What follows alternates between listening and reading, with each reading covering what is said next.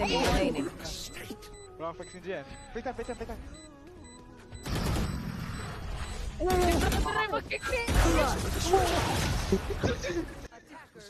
Yeah, I'm doing the thing.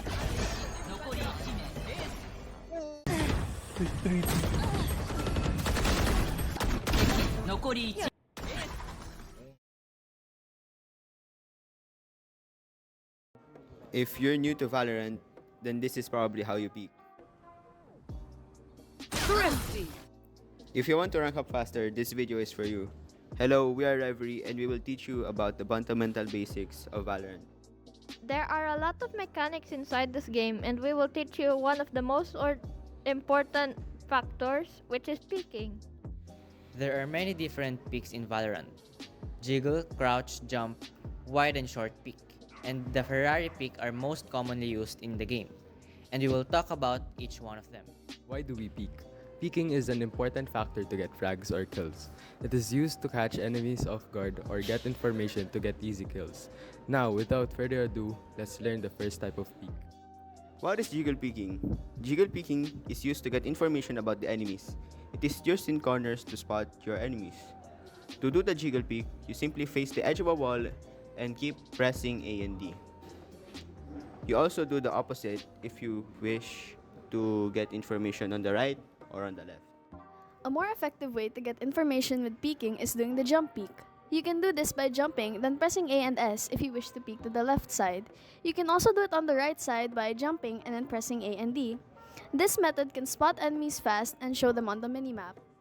Now, what is crouch peek? It is mainly used when you have information for enemies and to be unexpected. It is very risky as crouching significantly reduces your movement speed. It is risky because you wouldn't be able to get out before getting killed. Crouch peek uses A or D keybind and the crouch keybind. You simply pick a corner with pre-aimed crosshair on where the enemy is and you peek then crouch. Wide peek is when you hold the side button to peek. Most people do not do this because it is risky if you don't know where an enemy is. A wide peek is used because people often hold close to the wall, which gives an advantage to do a wide peek. A short peek, on the other hand, is only used when you have exact information on the position of enemies. It needs to be fast or else you will be punished or killed. You only peek short, then kill the enemy. The Ferrari peek is a short peek with a twist. It is named after the famous car brand because of how fast it needs to be done. This can only be done if you know where an enemy stands. You need to avoid spraying as it makes it longer to kill an enemy. After killing an enemy, you should use an ability to run away to avoid getting killed. In order to perform these peeks, you will need to know how to dead zone or counter strafe and crosshair placement. Dead zoning or counter strafing is a way to make yourself accurate before you shoot. This is hard to do it, so it will take some time to get used to. If you mastered how to dead zone, you will win most of your gunfights. Moving on to crosshair placement, this is pretty self-explanatory. You place your crosshair where you think the enemy will be. To practice this, I suggest that you hop onto a deathmatch and practice your crosshair placement. Mastering these two things will surely help you rank up in Valorant. Now, let's take a quick break and talk about an important matter about Sitio Bebe.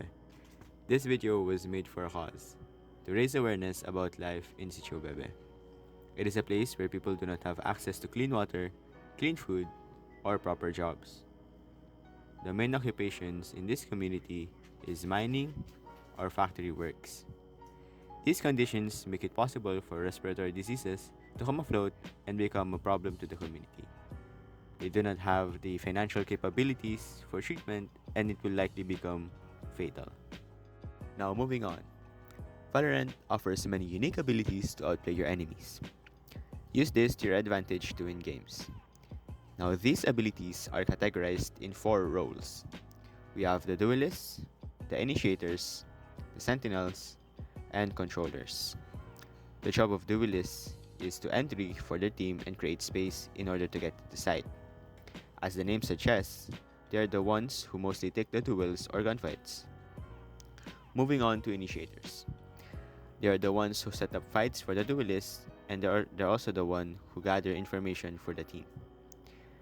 Now, sentinels are the roles who are played to lock down a site or an area. This would ensure that the bomb site would not be entered by the enemy team. Controllers. As the name suggests, They control the site by smoking, choke points, or entry points to block off the enemy POV. Now let's go to utility usage. The abilities of duelists are used to enter a bomb site and give space for the team. For example, Jet's dash, Reyna's Leer, Yoru's TP, and so on and so forth. For initiators, when your duelist calls that he's going to enter, you use your info util or flash to set up fights for the duelist. For example, you can use Soba's Dart, Chaos Flash, Fade's Eye, Wish's Stun, and other util that gives information or displays the enemy.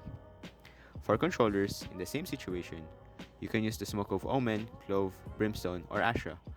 You are able to give less angles to hold and make it easier for the duelist to enter the site.